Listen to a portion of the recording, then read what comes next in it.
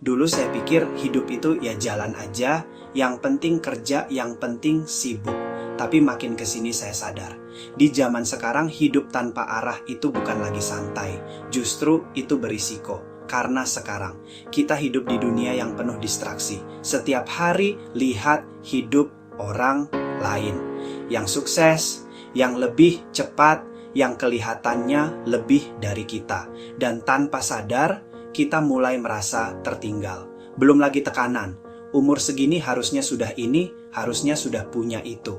Padahal kita sendiri belum tahu itu mau kemana, dan akhirnya kita jadi ikut-ikutan. Lihat orang sukses, ikut, lihat tren, ikut, tanpa sadar kita sibuk, capek, tapi tidak benar-benar maju.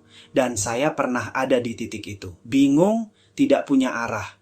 Sampai saya sadar satu hal, arah itu penting, tapi tanpa sistem arah tidak akan jalan. Jadi saya mulai pelan-pelan, tidak langsung besar. Saya cuma tanya ke diri sendiri, 3-5 tahun ke depan, saya mau hidup seperti apa? Lalu saya fokus ke hal kecil yang bisa saya lakukan setiap hari. Karena ternyata hidup kita dibentuk dari kebiasaan kecil yang kita ulang terus-menerus. Dan sejak itu, hidup saya tidak langsung berubah drastis, tapi satu hal berubah, saya tidak lagi berjalan tanpa arah.